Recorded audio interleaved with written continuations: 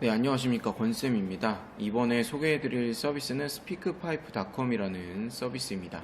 간략히 이 서비스에 대해서 말씀을 드리자면 학생들로부터 간단한 조작을 통해 음성 자료를 과제 형태로 제출받을 수 있는 서비스라고 할 수 있습니다.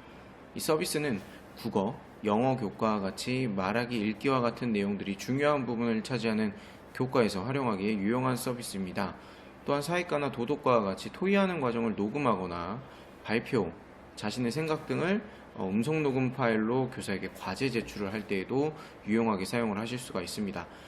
일단은 어떤 식으로 회원가입을 하고 활용할 수 있는지를 알아보도록 하겠습니다. 지금 영상 아래 첨부되어 있는 링크를 통해서 접속을 하셔도 되고요. 자, 그냥 네이버에서요, 스피크파이프라고 검색을 하시면은 바로 상단에 스피크파이프닷컴 사이트가 링크가 올라오게 됩니다. 자, 이때 스피크파이프닷컴을 클릭을 하시면은 스피크파이프닷컴이라고 하는 홈페이지로 접속을 하게 됩니다. 이 사이트를 활용하기 위해서는 회원가입을 필수적으로 하셔야 됩니다. 자, 회원가입 절차는 우측 상단에 보이시는 사인업이라고 되어 있는 아이콘을 클릭을 하시면 되겠고요.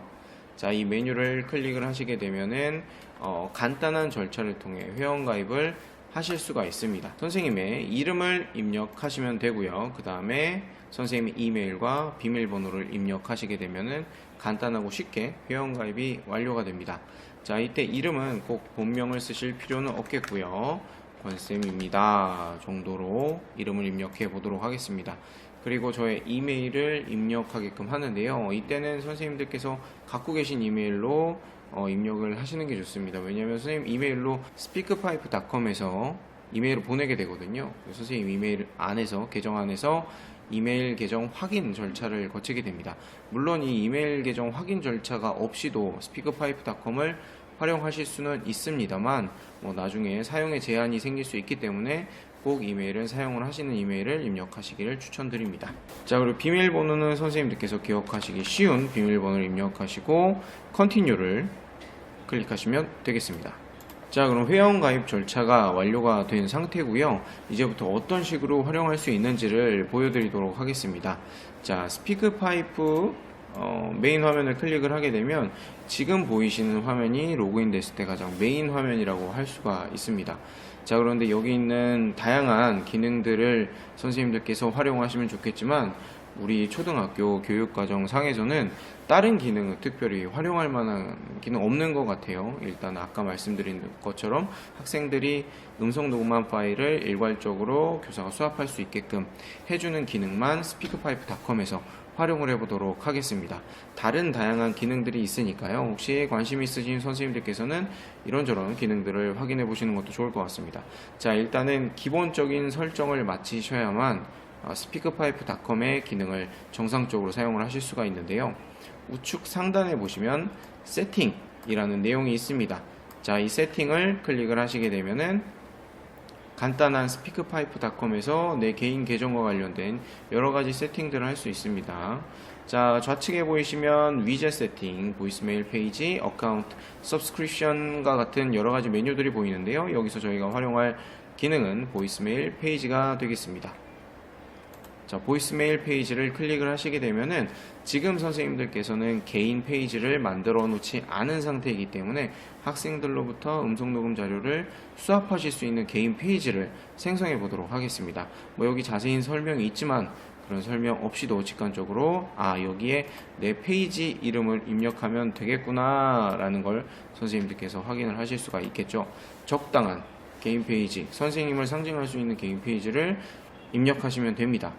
저 같은 경우에는 권티처 1이라고 입력을 해보도록 하겠습니다. 자, 이 개인 페이지 이름 같은 경우에는 나중에라도 수정이 가능하기 때문에 실수로 오타가 나셨다고 하더라도 너무 걱정하실 필요는 없습니다. 자, Create를 누르시게 되면은 이 계정이, 이 페이지 이름이 기존에 사용되지 않았을 경우에는 바로 개인 페이지가 생성이 되게 됩니다. 자, 개인 페이지를 생성하고 나면 이 페이지를 통해서 학생들의 음성 녹음 자료를 수합하실 수가 있습니다. 자, 밑에 보시면 여러가지 세팅 화면이 나오는데요. 다른 세팅 화면을 특별히 건드실 필요가 없고요. 자, 여기 페이지 세팅에서 Your Photo or Picture 요 내용만 수정을 하시면 됩니다. 자, 여기 파일을 등록하게끔 하는데요. 원래는 내 개인 페이지를 상징할 수 있는 이미지를 넣으면 되지만 저희 같은 경우에는 학생들의 음성 자료를 수합하는 용도로 사용할 것이기 때문에 자, 요 이미지에는 선생님의 개인 이미지보다는 학생들한테 제시가 될 과제를 썸네일 형태로 입력해 주시는 게 좋습니다. 정사각형 형태로 선생님들께서 학생들에게 내주실 과제를 썸네일 형태로 제작을 하신 후에 여기다가 업로드를 하시면 되겠습니다. 지금은 썸네일이 보이지 않죠. 하단에 보이시는 세이브 세팅을 누르시게 되면은 썸네일 파일을 확인하실 수가 있습니다. 정상적으로 세팅이 저장이 되고 나면은 보이시는 것과 같이 오늘의 과제에 대한 내용을 썸네일 형태로 확인을 하실 수가 있습니다. 학생들 같은 경우에 제 개인 페이지에 접속을 했을 경우 이 썸네일이 제일 먼저 보입니다. 그렇기 때문에 이 썸네일은 선생님 사진보다는 과제의 이름을 입력을 해주시는 게 학생들한테 훨씬 더 도움이 될 것 같습니다. 자, 밑에 보시면 뭐 웹사이트나 About Yourself 같은 내용들이 있는데요. 이런 내용을 입력을 하셔도 되고 입력을 하지 않으셔도 상관없습니다. 자, 간단하게 학생들이 내가 제대로 들어왔나 라는 의문이 들 수도 있으니까 About Yourself 정도는 간단하게 작성을 해주시면 좋겠죠. 선생님의 음성 녹음 자료 제출 페이지입니다. 환영합니다. 정도로 입력하고 세이브 세팅을 눌러보도록 하겠습니다. 자, 정상적으로 제 소개까지 입력이 되었습니다. 자, 이제부터 선생님들께서 하실 일은 아까 생성하신 이 페이지 어드레스를 학생들에게 공유를 하면 되겠습니다. 자, 이 페이지를 복사를 한 다음에 학생들에게 여러가지 형태로 공유를 하시면 되겠죠. 그러면 이번에는 공유된 화면을 한번 확인해 보도록 하겠습니다. 선생님의 개인 페이지를 복사하신 다음에 학생들에게 링크를 공유하시면 학생들은 앞에 보이시는 형태와 같은 페이지로 접속을 하게 됩니다. 아까 말씀드렸죠. 썸네일 형태로 과제를 제시하게 되면 학생들은 바로 내가 해야 될 과제를 먼저 보기 때문에 직관적으로 내가 어떤 내용을 음성 녹음해야 되는지를 다시 한번 상기할 수가 있겠죠. 그리고 밑에 보시면 아까 제가 입력했던 About Yourself에 대한 내용이 추가가 되어 있습니다. 딱 보시면 아시겠지만 스타트 레코딩 이라는 버튼이 너무 선명하게 잘 보이죠. 그래서 이 스타트 레코딩 버튼을 누르시게 되면은 바로 학생들의 음성 녹음을 할 수가 있습니다. 이런 식으로 학생들에게 음성 녹음을 자료 제출을 받으실 때 사용 가능한 서비스들이 거의 없습니다.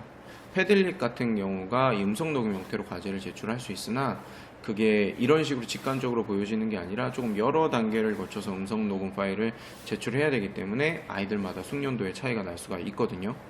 그래서 이 스피크파이프.com은 굉장히 간단하고 직관적으로 아이들이 어떤 식으로 조작을 해야 될지 쉽게 기억을 할 수 있다는 장점이 있습니다. 모바일과 PC 모두 같은 인터페이스로 구성이 되어 있습니다.